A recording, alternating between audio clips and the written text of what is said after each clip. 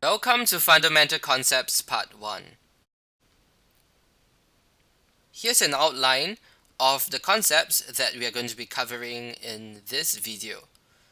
For Part 1, we are going to be covering reasons for aggression, reasons for passivity, the spectrum of hands theory, and the concept of risk versus reward.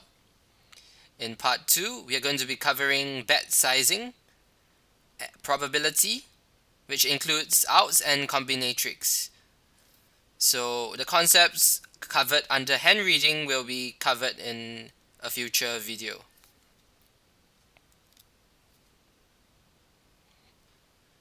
So, when should we start betting or raising? The first primary reason for betting or raising is to gain value from worse hands. So, for example, if you are betting top pair for value, you are attempting to gain value from second pair or third pair, perhaps even ace highs or some straight or flush draws.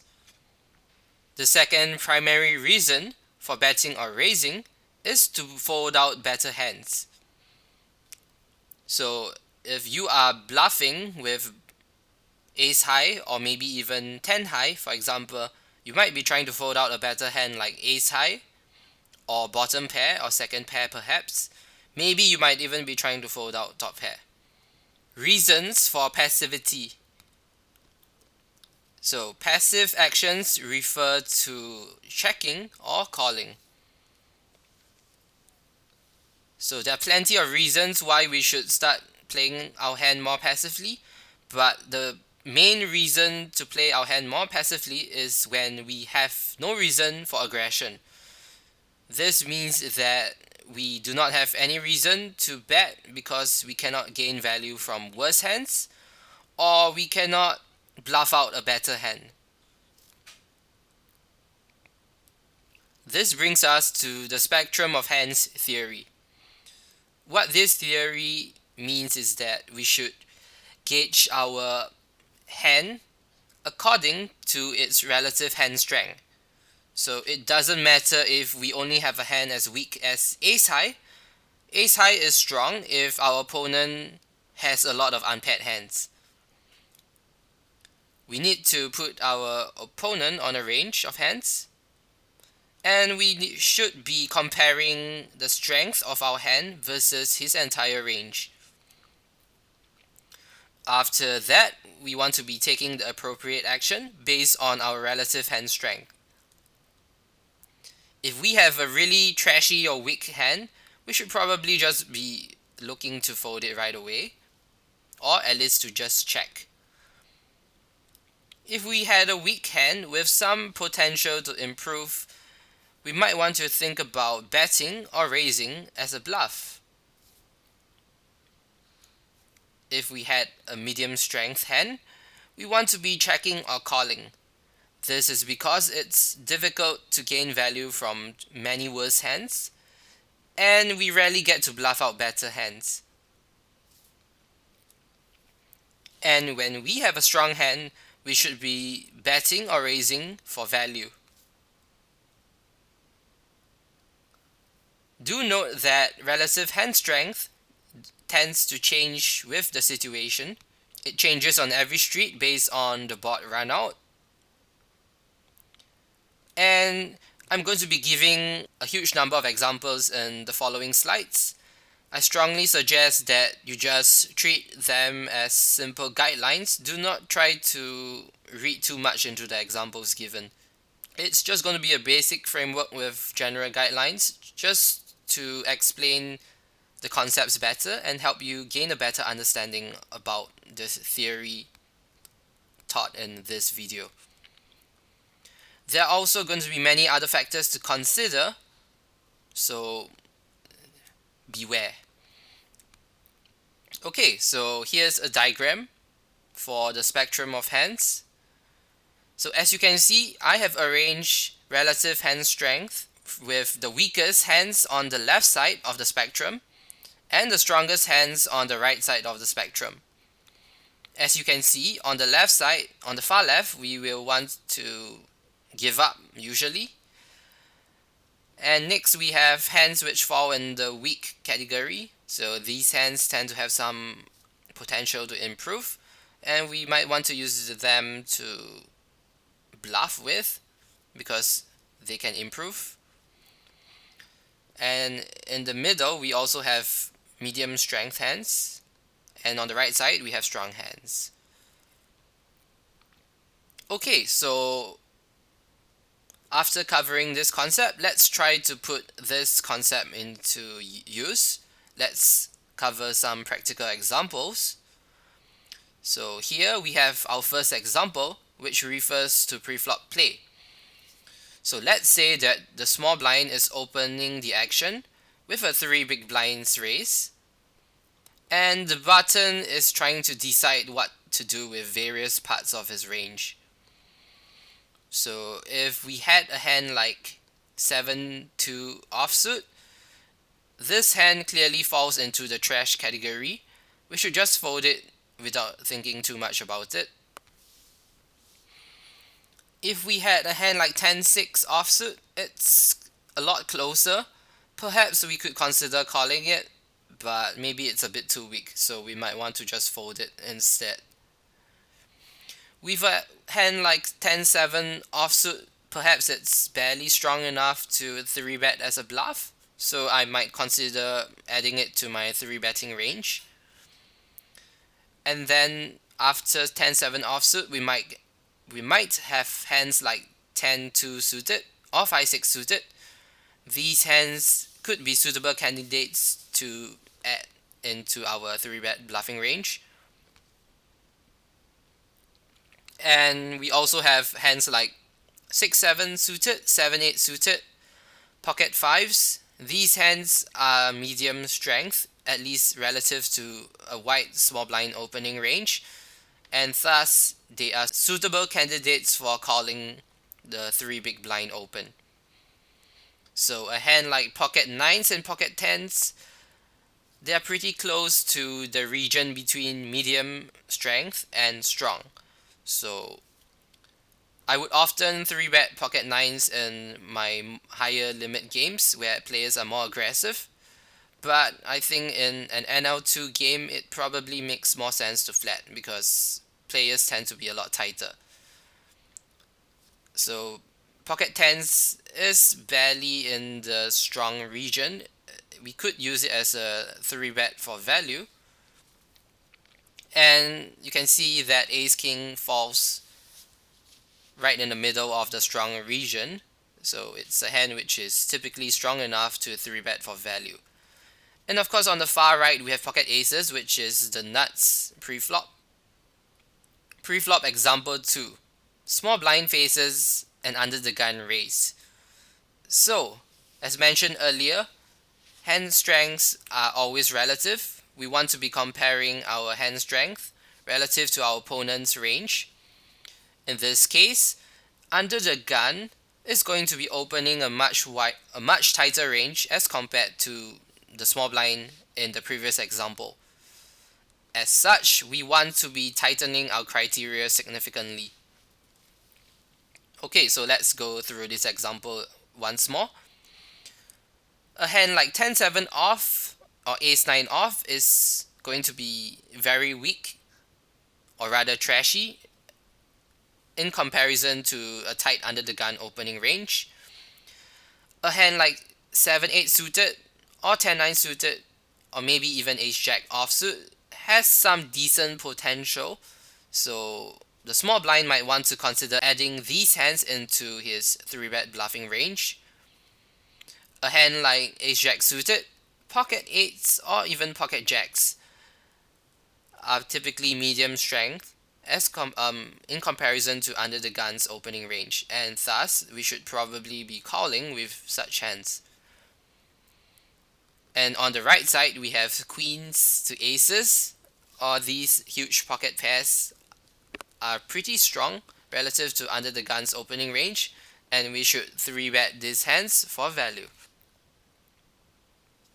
Example 3. So let's say that the cutoff raises to 3 big blinds, and we do we end up calling in the button. So once again, let's do a similar analysis for this flop spot. So the cutoff is thinking of whether he should be c-betting the flop or giving up on the flop. So perhaps with a hand with absolutely no potential, like 6-5 suited or Jack-10 offsuit, he might want to consider checking the flop right away.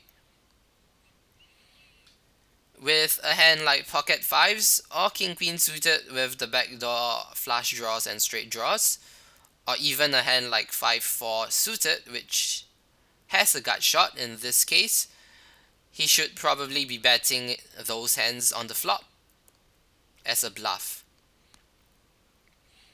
With a medium strength hand like pocket 9s, pocket queens, or a weak suited ace, these hands clearly fall into the medium strength category and he should probably be checking those hands with the intention of calling a bet. And on the right side, we have hands like top pair good kicker or even the full house. These hands should typically be bet on the flop right away. So let's assume that the cutoff chose to bet on the flop and the button ends up calling. And the turn brings a queen. So let's analyze how the relative hand strength of various hands change. The hands marked in red are the hands from the previous street. So a hand like 6-5 suited and Jack-10 offsuit is no longer in our turn range because we have already checked those hands on the flop. So our relative hand strengths are changing all the time. And you can see that a hand like pocket 5s or 5-4 suited is now more on the trashy side, I suppose. And a hand like a flush draw or Jack King, which is a gut shot, could be regarded as a weak hand, so you might want to be betting that as a bluff. Now King Queen having turn second pair is medium strength now. And even a hand like Ace Jack or Ace King is probably not that strong given how tight initial ranges are and the fact that the button can have some Ace Queen combos. And on the right side we have Ace Queen, which is top 2 pair, pocket queens and pocket aces, which are full houses. So these hands are really strong. We probably want to be betting them on the turn again for value from worse hands.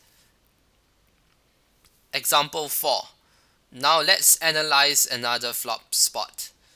So in this case, the button raises and the big blind calls.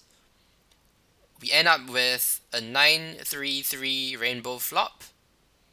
So once again, let's analyze the hand strength of various hands. In this case, 7-6 and 6-5 offsuit are pretty weak, so you could consider just giving up with these hands right away.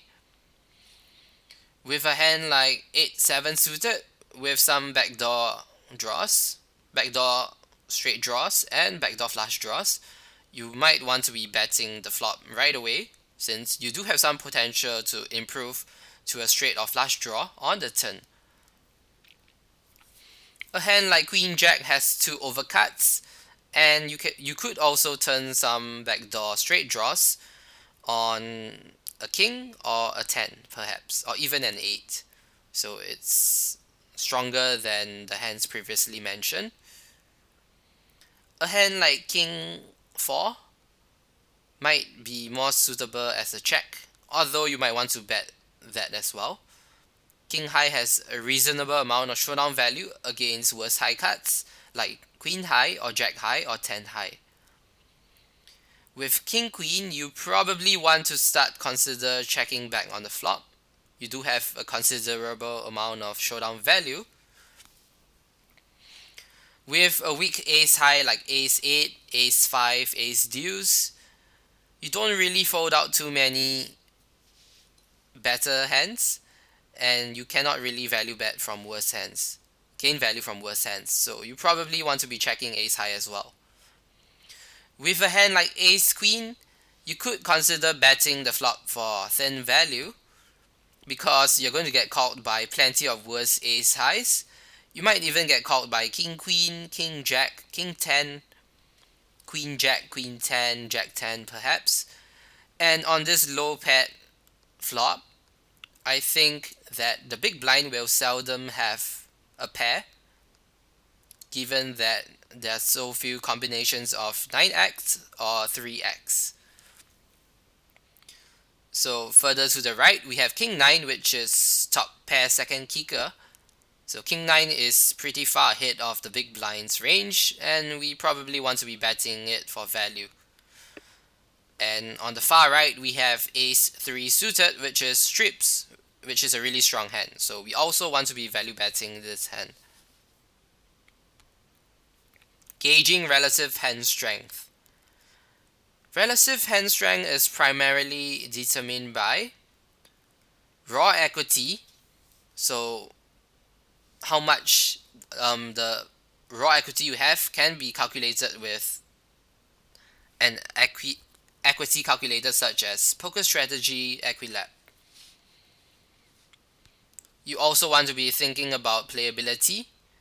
So how often can you turn or flop or turn draws which are strong? And of course, gauging relative hand strength takes a lot of practice.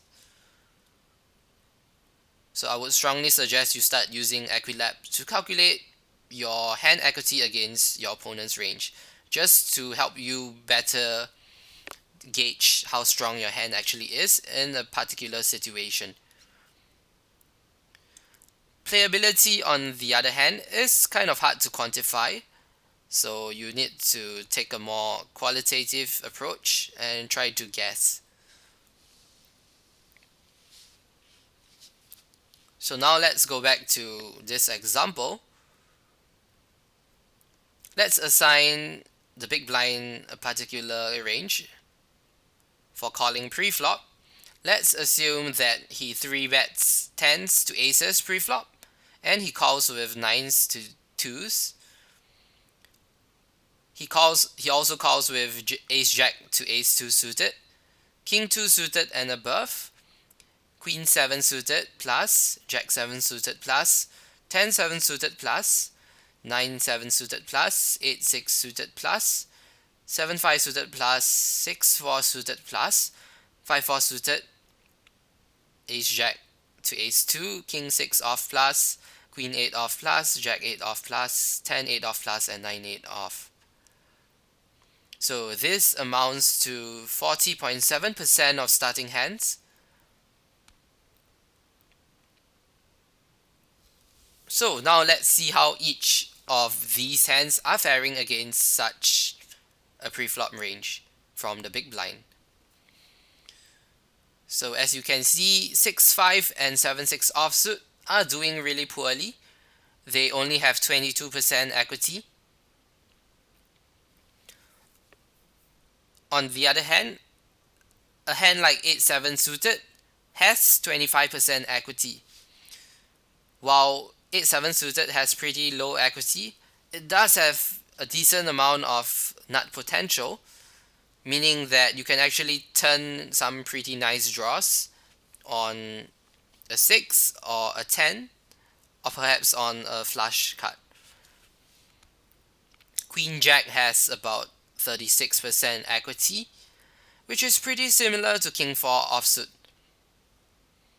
So Queen Jack can help you flop better top pairs, I suppose, but King 4 has more showdown value. After that, we have King Queen off, which has 47% equity. That's pretty high actually. Ace 8 has 53% equity. Ace Queen has 62% equity. King 9 has 81% equity. and ace 3 has 94% equity. As you start approaching 75% equity and above, you should probably be looking towards betting the flop for immediate value.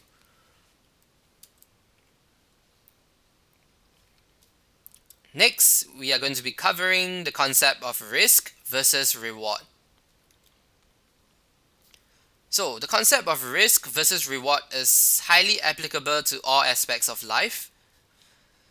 So, for example, if I were to be considering whether I should get involved in a particular investment, I would want to ask myself, do the expected returns outweigh the risk of losses?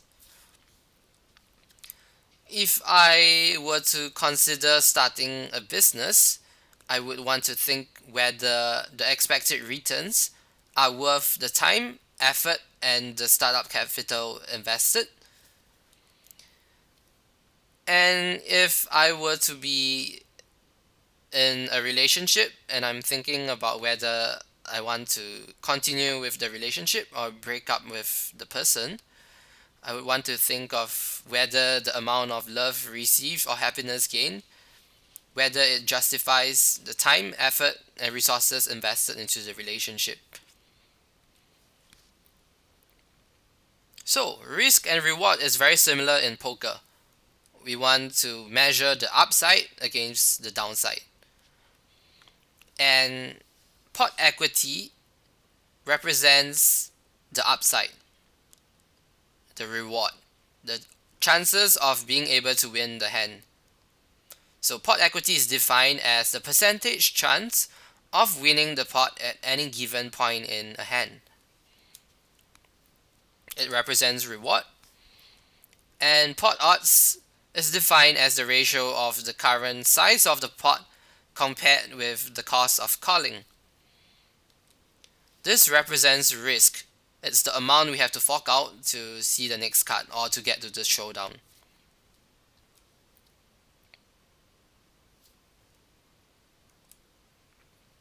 When is risk and reward relevant in poker?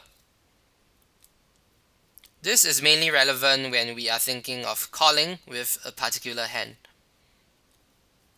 We want to be thinking of how often we are winning and compare it with the price we have to pay. We also want to think about the concept of risk versus reward when we are bluffing. How often is our opponent folding, and how often will we win the pot after he folds? Is it worth the amount we are risking?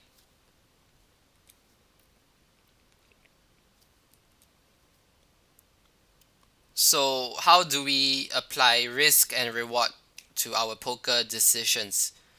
So basically, when the risk exceeds the reward, or in other words, when the pot odds are higher than the pot equity that we have with a particular hand, we should just fold. It's not worth it. On the other hand, when the reward exceeds the risk, when pot equity is higher than pot odds, we probably want to be bluffing, or we want to be bluff catching with a weak hand, or we want to be calling if we have some sort of draw. Moving on to some examples. Example 1. The small blind raises to 3 big blinds, and the big blind looks at his whole cards and is thinking of what he should be doing. Should he call or should he fold? In this case, the big blind has already invested 1 big blind in the pot, and he would need to risk an additional 2 big blinds to see a flop. So he needs to ask himself this question: does he expect to be able to win back at least 2 big blinds on average? If the answer is yes, he has an easy call here. If the answer is no, he should probably be folding right away.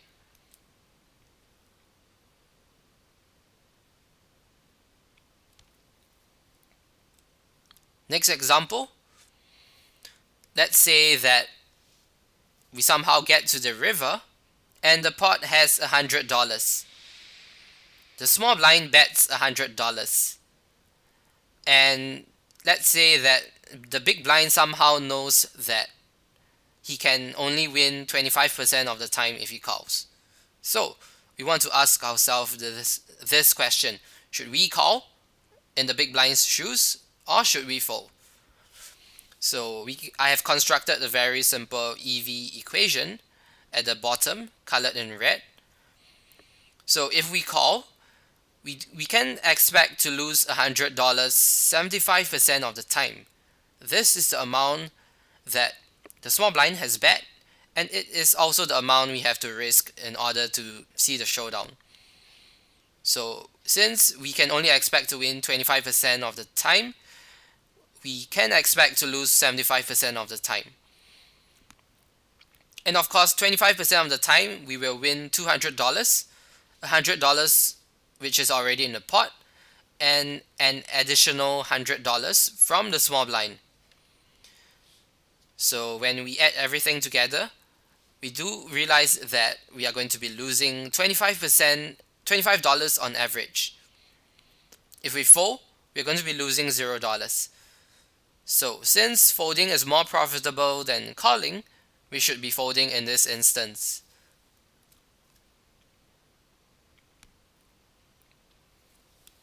Now let's discuss the concept of bluffing and pot odds. So let's assign P, the letter capital P, as the pot, the amount of money in the pot, and small lowercase b as the bet size. So how often must my bluff work in order for me to be able to make a profitable bluff? So, or in other words, what pot odds am I receiving on my bluff? So here's the formula for how to calculate the pot odds for your bluffs. It's B divided by B plus P. So let's do some simple examples below. For example, if I were to be betting half of the pot, I would be risking 50 units, and the total pot after my bet enters the pot will be 150. So in this case, my bluff needs to work at least a third of the time in order to be profitable. If I were to be betting twice the size of the pot, I would be risking 200 units, and the total size of the pot will be 300 units after that. In this case, I would need my bluff to work 2/3 of the time. So, based on the previous formula, I've tabulated some common bet sizes. So on the left side, we have the bet size as expressed as the percentage of the pot. And on the right side, we have pot odds, which is expressed by the formula B divided by B plus P. So the numbers highlighted in yellow are the most common bet sizes of half pot to full pot. So for a half pot bet, your bluff needs to work a third of the time or more in order to be profitable. If we were betting 2/3 the size of the pot, our bluff would need to work 40% of the time. And if we were betting the size of the pot, we would need our bluff to work half the time or more. And as the bet size approaches infinity, your bluff needs to work close to 100% of the time. Next, let's talk about pot odds when we are calling.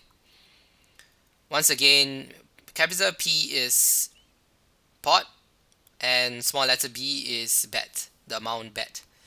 How often must I win after calling? Or in other words, what pot odds am I receiving on a call?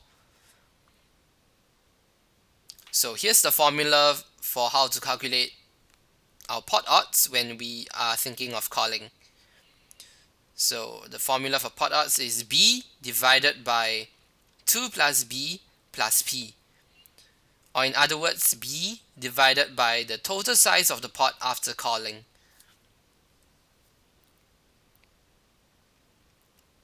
So we have a similar table.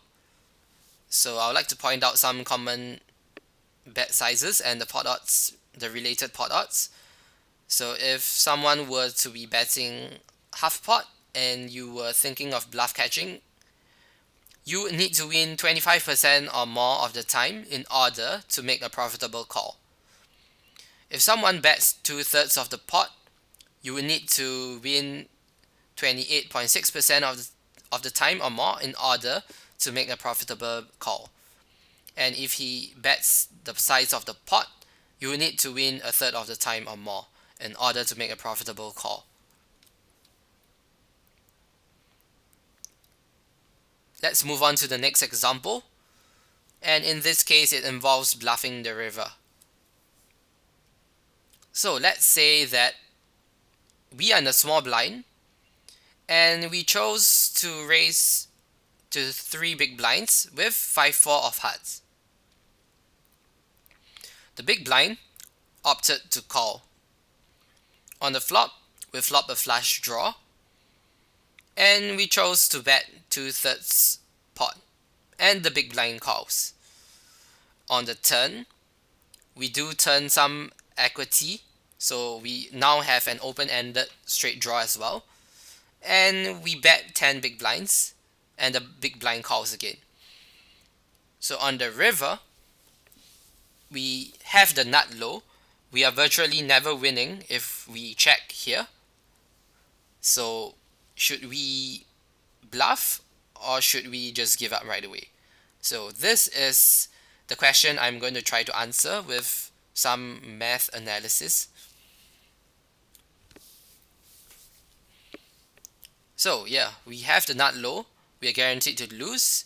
We need to consider our two options. Should we just check and give up, or should we bet?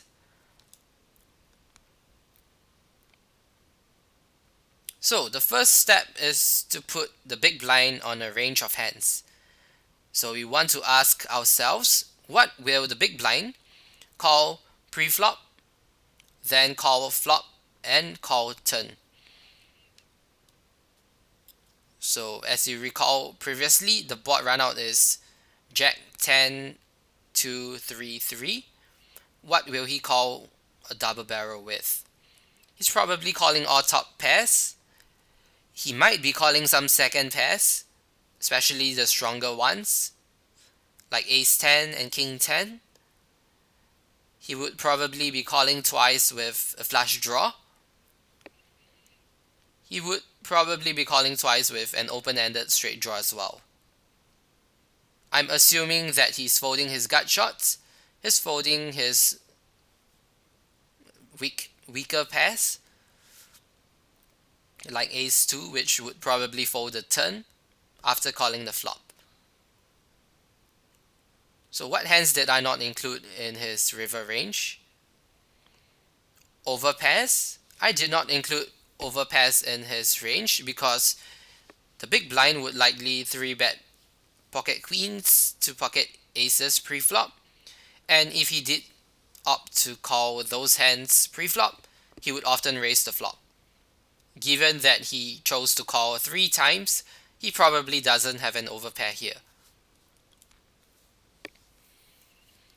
2 pairs and sets. On such a draw heavy runout, I think that the big blind will most often raise either the flop or the turn. So I did not include these hands into his range. So let's think about how we expect the big blind to react to a pot size bet. Let's come up with some assumptions. I think he would almost always fold second pair, given that we have already bet twice and shown so much strength. I think he would also fold a busted draw as opposed to bluff raising us or somehow hero calling with ace high. And let's assume that he is going to be calling all top pairs. Okay, so the next step is to count all the hands in his range. So as you get better, you'll be more used to combo counting.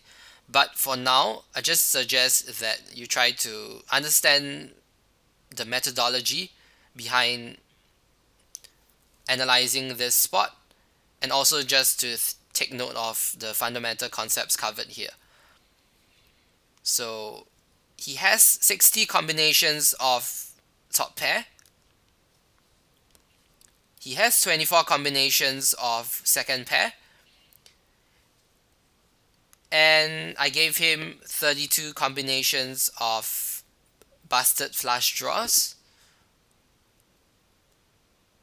I also gave him 32 combos of busted straight draws, which is basically king queen and 9-8. So in this case, based on our assumptions, we find that the big blind is probably going to be calling 60 combinations and folding 88 combinations. So our full equity in this spot is approximately 60%. And when we are betting the size of the pot, our bet needs to work half the time or more in order to be profitable. In this case, the reward exceeds the risk. Our opponent is folding more than the required amount, and thus we should have a pretty profitable bluffing spot here, and we should probably be betting here. One thing to note is that the big blind might be folding too often. He might want to consider calling with second pair.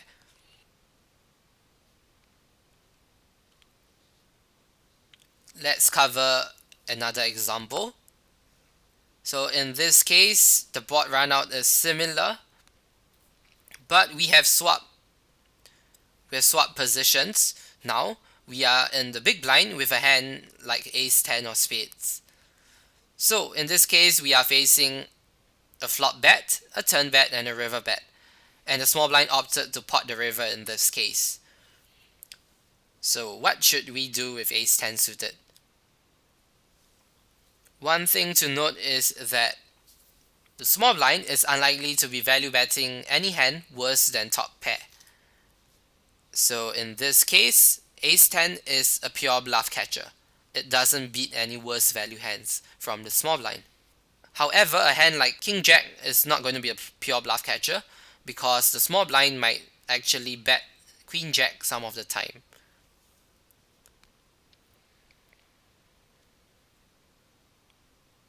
Okay, so now we want to be putting the small blind on a range.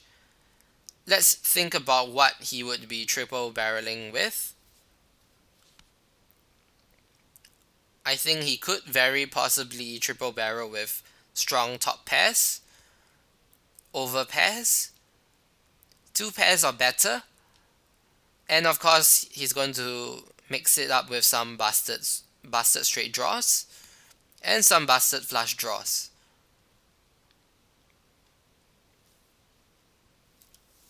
So for this example, I am just going to assume that he is going to be bluffing his busted draws all the time. I'm also going to assume he's going to be betting his strong hands all the time. But in reality, they may not bluff all the time, and they might sometimes opt to go for a river check raise instead. The small blind might opt to go for a river check raise instead with some of his strong hands. Okay, so the small blind can have 24 combos of top pair good kicker, 18 combos of over pairs, 9 combos of sets,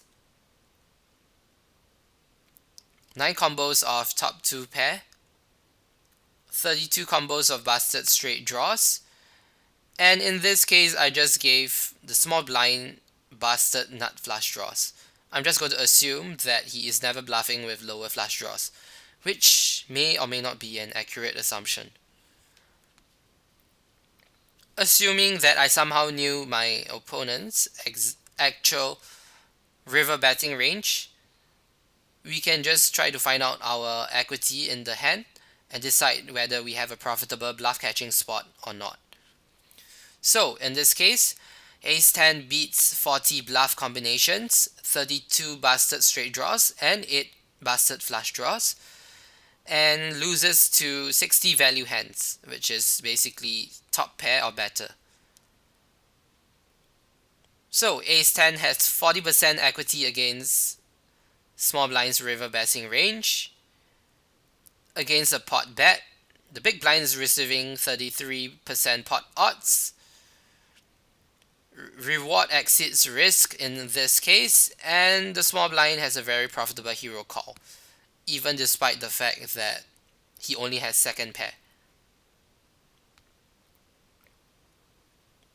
Also, one thing to note is that the small blind might actually be bluffing too often, because if the big blind can call profitably with second pair, it might mean that the small blind is just bluffing too much.